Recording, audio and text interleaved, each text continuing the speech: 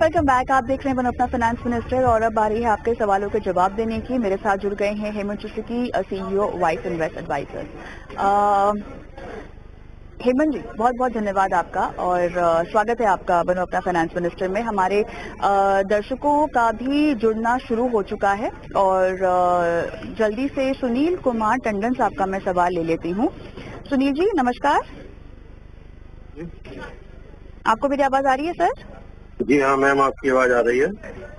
Sir 15 lakh रुपए आपको invest करने हैं 5 साल के लिए और आप जानना चाहते हैं कि कितना आप कमा पाएंगे। सर कोई खास मकसद जिसके लिए 5 साल का आपने अपना टाइम फ्रेम बांधा हुआ है? हाँ मैम, ऐसा है कि मैं एक छोटा बिजनेस करता हूँ और मेरा अपना है कि मैं अभी 5 साल बिजनेस और करूँगा। उसके बाद चाहता हूँ कि एक लमसम अमाउंट मुझे कुछ मिल जाए जिससे कि मैं अगर ना भी कुछ करना चाहूँ बिजनेस वगैरह तो अपने आगे फ्यूचर के लिए। ठीक है, तो आपको कितना इकट्ठा करना है कि केवल 5 साल तक इस पैसे को सुरक्षित रखना है? ये तो मैं नहीं कह सकता कितना इकट्ठा करना है, लेकिन अभी जैसे मेरे पास एक अमाउंट है और वो मैं इन्वेस्ट करना चाहता हूँ फंड में ही। कुछ फंड मैंने ऑलरेडी लिए हुए हैं जिसकी डिटेल आपको भेजी है। कौन कौन से फंड्स हैं? आई डोंट थिंक ये डिटेल्स हमारे पास है। अच्छा, मैंने व्हाट्सएप पे भेजी हुई है। इसमें क्या हमारे पास सुनील कुमार टंडन जी के फंड्स के नाम है? मुझे लगता है हमारे पास नहीं है, आप नाम बताइएगा। HDFC mid cap opportunities fund में 75,000 का है। HDFC टॉप 100 फंड में 75,000 है। HDFC फ्लेक्सी कैप फंड में 75,000 है। ICICI वैल्यू डिस्कवरी में 75,000 है। ICICI ट्रांसपोर्टेशन में 75,000 का है।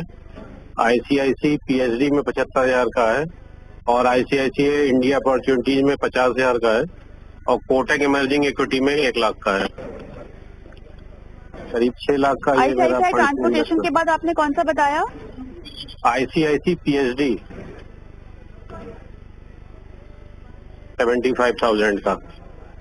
ये आपने सब एकमुश्त निवेश करके रखा है? हाँ, सब लमसम अमाउंट ये है मेरा। ये करीब अभी मुझे करे हुए 4 महीने हुए हैं। ठीक है, आपने कोई खास वजह एक ही फंड हाउस के इतने सारी स्कीम्स ले रखी हैं? हाँ, मेरे एक कुलीग हैं जो रिलेटेड है म्यूचुअल फंड से ही, तो मुझे लमसम पैसा लगाना था तो उन्होंने अलग अलग उसके कैटेगरी के फंड सेलेक्ट कराए थे। हाँ, लेकिन AMC यहाँ पर HDFC के 3 फंड है और ICICI के आपके पास 5 हैं, 4-5 हैं, तो ये आपने बहुत कंसंट्रेशन एक AMC में करके रखा हुआ है। साथ ही आप पहली बार शायद निवेश कर रहे होंगे इन फंड्स के जरिए म्यूचुअल फंड्स में, तो आपको सेक्टोरल और वैसे फंड्स भी रेकमेंड किए हुए हैं। पता नहीं आपकी रिस्क प्रोफाइलिंग उन्होंने की या नहीं की। चलिए, बहरहाल तो हम ये समझ रहे हैं कि आप ज्यादा जोखिम नहीं ले सकते इस 15 लाख के साथ जो 5 साल तक डालने हैं, है ना? जी जी, चलिए ठीक है। हेमंत सर, यहाँ पर कुछ क्लैरिटी आती हुई और कुछ फंड्स इन्होंने जो अपने पोर्टफोलियो में बताए हैं, HDFC का मिड कैप है, टॉप 100 है, फ्लेक्सी कैप है, ICICI का वाइल्ड डिस्कवरी है, ट्रांसपोर्टेशन है, इंडिया अपॉर्चुनिटी है, कोटक का इमर्जिंग इक्विटी है। अब बताइए कैसे ये अप्रोच आगे बढ़ाएं अपने इस फंड को लेकर, पोर्टफोलियो को लेकर? देखिए कविता, 2-3 इंपॉर्टेंट चीजें हैं। अभी इन्होंने कहा कि इनका जो समय है उनके पास जो कॉर्पस बिल्ड करने का वो करीब 5 साल है।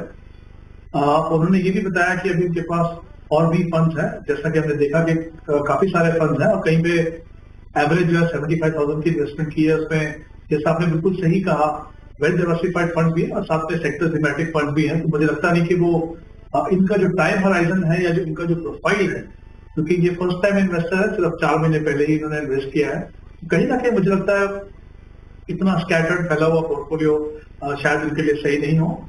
दूसरी इंपॉर्टेंट चीज जैसा आपने भी कहा कि 2 फंड हाउसेज पे पूरा फोकस है, HDFC पे और ICICI पे। ऐसा नहीं कि वो फंड अच्छे नहीं है, बट हमेशा जब आपके पास अपॉर्चुनिटीज है कि आप डिफरेंट फंड मैनेजर जिनकी इन्वेस्टमेंट फिलोसफी स्ट्रेटेजी अलग हो, अगर वहां पे इन्वेस्ट करने का मौका है तो आपको वहां पे डेफिनेटली करना चाहिए। तो पहले तो मैं कहूंगा कि क्योंकि 5 साल का समय है, सुनने में लगता है कि 5 साल का काफी लंबा समय है, बट इक्विटी जैसी एसेट क्लास के लिए बहुत लंबा समय नहीं है। और दूसरा, इनको लमसम पैसा इन्वेस्ट करना है, तो मेरा ये मानना है कि इनका जो ओवरऑल पोर्टफोलियो है, शायद जो पहले वाला है उसको भी थोड़ा सा रीबैलेंस करें।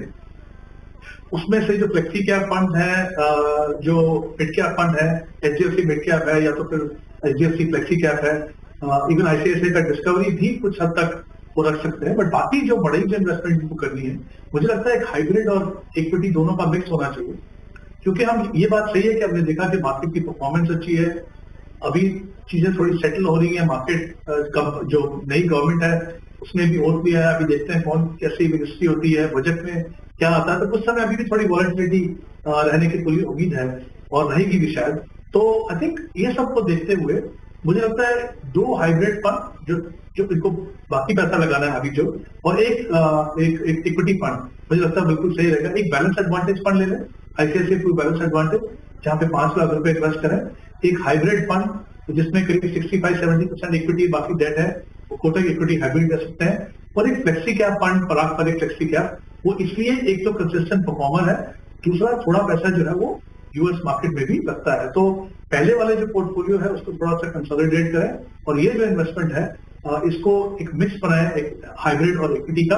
और इंपॉर्टेंट चीज जैसे मैंने कहा, पूरा पैसा एक साथ मत लगाइए, कुछ पैसा अभी लगाइए, कुछ थोड़ा सा बजट के बाद लगाइए। नॉर्मली मेरा ये हमेशा मानना है कि बजट जैसे इवेंट पे आपकी जो इन्वेस्टमेंट प्रोसेस पे फर्क नहीं पड़ना चाहिए, बट ये जो बजट है वो इसलिए इंपॉर्टेंट है क्योंकि एक कोएलिशन गवर्नमेंट है हमारे यहाँ पे काफी समय के बाद, क्या पॉलिसी डायरेक्शन है, किस तरह के मेजर देते हैं, क्या उनका फोकस एग्जिस्टिंग एरियाज के ऊपर है, और कितना आपको पॉपुलेशन देखने को मिली, ये सब चीजों को देखने के बाद ही थोड़ा पैसा आप इन्वेस्ट कीजिए। तो मे बी 30-40% अभी कर दीजिए, बाकी पैसा जो है बजट में। सर ये बहुत बढ़िया, काफी विस्तार से आपको पूरा पोर्टफोलियो का बंटवारा बता दिया है सुनील जी। और कोई सवाल पूछना है? हाँ, मैं इसमें ये जान सकता हूँ कि अगर मैं अभी ना लगा के सीधे बजट के बाद ही, अभी सर ने जैसे बताया कि 40% अभी और 60%, अगर मैं बजट के बाद ही लगाऊं तो क्या एक मुश्त तब लगा सकता हूँ? तब भी शायद आपको थोड़ा स्टैगर तो करना ही होगा अपने निवेश को, एक साथ तो आपको नहीं लगाने में समझदारी होगी। बहरहाल हेमंत जी बताइए, आप क्या कहेंगे? कर सकते हैं, बट मेरा ये मानना है कि जैसा मैंने कहा कि देखिए सरकार तो बनी है, तो ऑब्वियसली जो मार्केट में जो वॉलेटिलिटी थी वो तो कुछ हद तक थोड़ी कमी है, बट क्योंकि बजट एक इंपॉर्टेंट इवेंट है, तो मेरा ये मानना था कि कुछ पैसा आप अभी लगा दें और कुछ पैसा बाद में, क्योंकि दोनों डायरेक्शन में वो आपको प्रोटेक्शन देता है। अगर मार्केट ऊपर भी गया तो एटलीस्ट कुछ पैसा आपका जो ऑलरेडी इन्वेस्टेड होगा, और अगर मार्केट नीचे भी गया, मान लीजिए वॉलेटिलिटी हुई भी, तो फिर आपके पास मौका है एटलीस्ट 60% पैसे को नीचे के लेवल पे लगाने के लिए। तो मुझे लगता है थोड़ा सा बैलेंस करके चलिए, इसलिए मैं आपको सजेस्ट कर रहा हूँ कि आप थोड़ा पैसा अभी लगाए, बाकी पैसा जो बजट की। दर्शक पीनल पटेल हमारे साथ हैं, नमस्कार। पटेल साहब नमस्कार, आवाज आ रही है? हाँ हाँ, हेलो हेलो, आपको मेरी आवाज आ रही है? नमस्कार। जी हाँ आ रही है, नमस्कार। ठीक है मैम, आपके पोर्टफोलियो में 9 फंड्स हैं। जानना है मुझे, फंड का व्यू तो आपको बता देंगे, आप कितना निवेश कर रही हैं और कितने साल तक करना चाहेंगी, कुछ आइडिया है?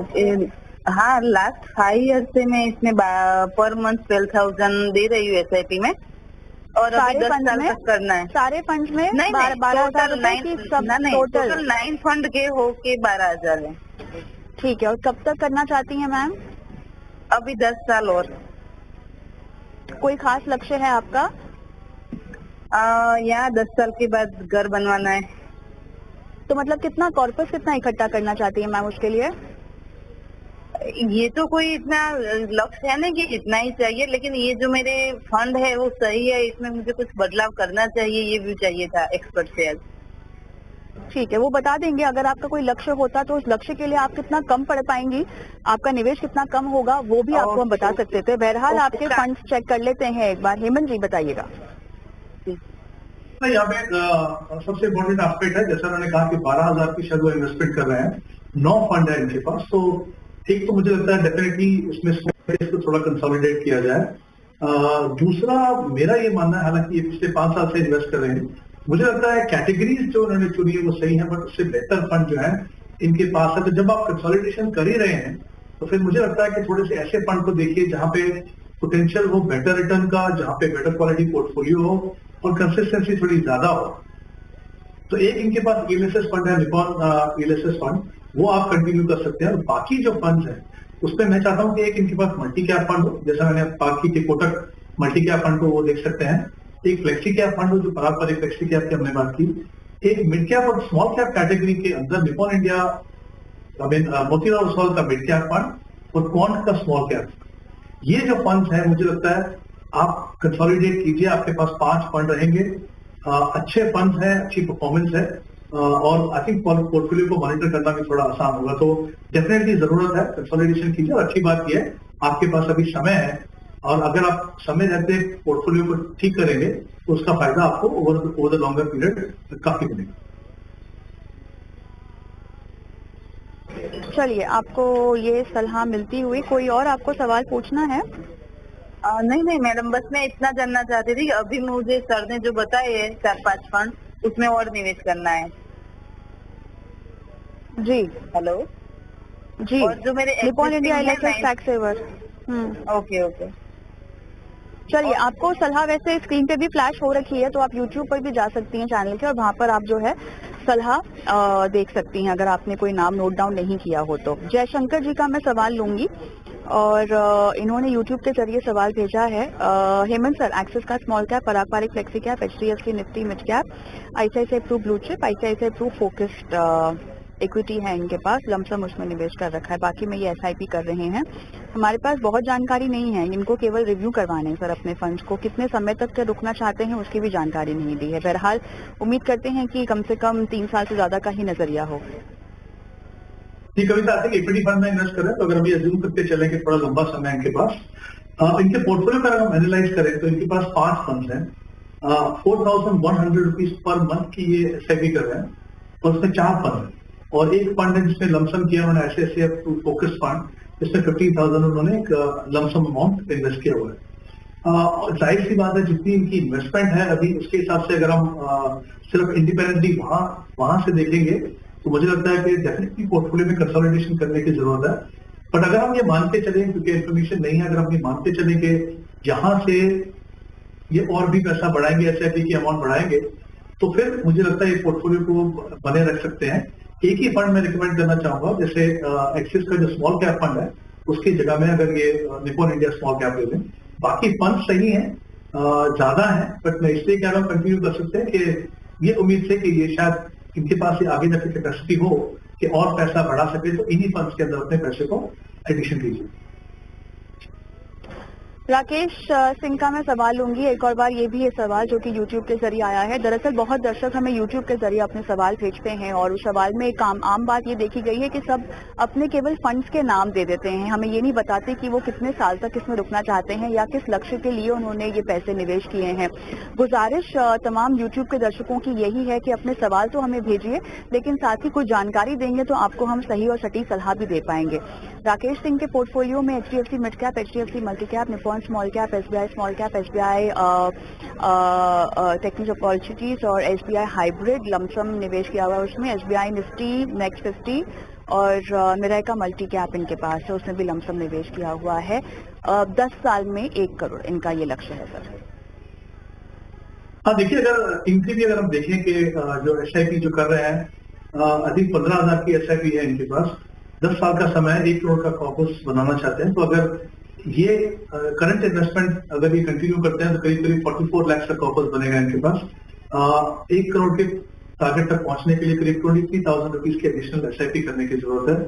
फंड्स इनके पास काफी है, तो मुझे लगता है थोड़ी सी यहाँ पे भी कंसोलिडेशन करने की जरूरत है। जो फंड मुझे लगता है कि ये अपने पोर्टफोलियो में इनके पास है और उसमें बने रह सकते हैं, वो है HDFC mid cap opportunity, HDFC multi cap और Nippon small cap, SBI Nifty 50 ये रख सकते हैं। बाकी जो फंड है मुझे लगता है कि वहां से अगर वो उसको डिसकंटिन्यू करके कुछ और फंड ले लें, जैसे एक फंड डेफिनेटली जो मिसिंग है मुझे लगता है कि कैटेगरी वाइज वो है लार्ज एंड मिड कैप, वो डेफिनेटली वो कंसिडर कर सकते हैं वहां पे, मोतीलाल ओसवाल की लार्ज एंड मिड कैप। और कुछ पैसा जो है तो जैसे HDFC मल्टी कैप और SBI निफ्टी 50 नेक्स्ट में, उसमें आप थोड़ा सा ऐड कर दीजिए, तो होगा क्या कि आपके फंड भी थोड़े कम हो जाएंगे और जिस तरह का एलोकेशन डिफरेंट सेगमेंट्स का आपके पोर्टफोलियो में होना चाहिए वो भी आपके पास मिलेगा। तो मुझे लगता है कुछ चेंजेस कीजिए, कुछ फंड्स में आपको जैसा मैंने कहा बंद करना है, और अगर अपने लक्ष्य तक पहुंचना है तो 23,000 रुपए से आपको अपनी SIP बढ़ानी होगी। कोशिश कीजिए जितना जल्दी कर सके, ताकि आपको समय रहते वहां तक जो एडिशन करेंगे उसका फायदा। चलिए आगे बढ़ते हैं, और रवि कुमार का हम सवाल लेंगे, ये भी यूट्यूब से है। 5 साल में इनको चाहिए 10 लाख रुपए। HDFC small cap, quant flexi cap, quant small cap, SBI Contra, SBI Nifty next 50। Again हमारे पास इतनी डिटेल्स हैं। 5 साल में 10 लाख रुपए इस निवेश से इनको कमाने हैं। देखिए कविता, अगर ये अपनी जो करंट SIP 7,500 5 साल का समय अगर ये कंटिन्यू करते हैं तो करीब करीब 6 लाख का कॉर्पस बना पाएंगे। क्योंकि इनका टारगेट जो है वो 10 लाख है, तो उनको करीब 4,500 रुपए से अपनी SIP को बढ़ाना होगा। बहुत लंबा समय नहीं है, तो जितना जल्दी हो सके उतनी अपनी इनको रकम बढ़ानी पड़ेगी। एग्जिस्टिंग फंड में मुझे लगता है 3 फंड जो है वो रखें। HDFC स्मॉल कैप में 2,000, थोड़ा सा कंसोलिडेशन कर रहा हूं मैं यहाँ पे। क्वांट फ्लेक्सी कैप में 3,500 और SBI निफ्टी 50 में 2,000। इस तरीके से इनकी होगी। और एक फंड जो मैं चाहूंगा कैटेगरी अपने पोर्टफोलियो में शामिल करें, जैसे मैंने पहले भी जिक्र किया, वो मल्टी कैप फंड है। वहां पे ऑलरेडी मैंने एक फंड की बात की, जैसे कोटक मल्टी कैप, उसको आप ऐड कर सकते हैं। वो पूरा का पूरा 4,500 जब भी वो बढ़ाएं उसके अंदर कीजिए, तो एक मल्टी कैप फंड भी आपके पोर्टफोलियो में ऐड है। सवाल तो हमारे आज के लिए खत्म हो चुके हैं, लेकिन चलिए आगे बढ़ते हैं और सीधा रुख कर लेते हैं निवेश के गुरु मंत्र की ओर।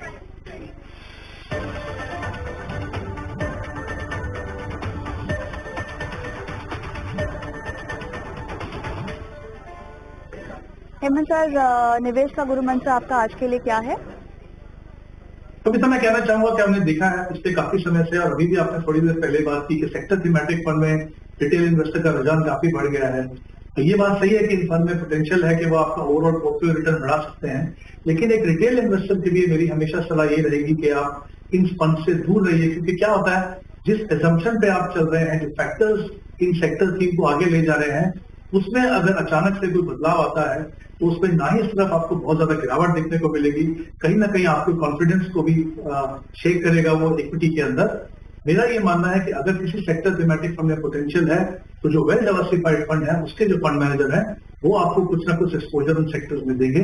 तो हालांकि हमने बहुत बार इसके बारे में बात की है, मैं फिर से उसको थोड़ा सा री एम्फेसाइज करना चाहूंगा कि जो रिटेल इन्वेस्टर्स हैं, जब तक वो इतने बड़े इन्वेस्टर ना बन जाए, इतने एक्सपीरियंस इन्वेस्टर ना बन जाए कि वो समझ सकें कि इनकी अटेंडेंट रिस्क, इनकी एंट्री एग्जिट कैसे करनी है, तब तक इन दो कैटेगरी से दूर रहिए।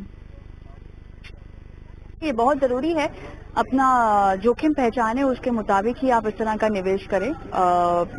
हालांकि पोर्टफोलियो डाइवर्सिफिकेशन के लिहाज से रणनीति आपको बढ़िया लग सकती है, लेकिन जैसा कि हेमंत जी ने कहा कि सतर्कता और सावधानी बरतना बहुत जरूरी है। धन्यवाद आपका, आपने समय निकाला और तमाम सवालों के जवाब दिए दर्शकों के। और इसी के साथ मुझे भी आज की इस पेशकश में इजाजत दें, लेकिन जाते जाते एक बार फिर से आपको व्हाट्सएप नंबर स्क्रीन पर बता देते हैं, जहां पर अपने सवाल हम तक पहुंचाने होते हैं आपको। और साथ ही क्योंकि यूट्यूब पर आप हमें लाइव देखते रहते हैं, तो यूट्यूब के कमेंट बॉक्स में भी अपने सवाल डालिए।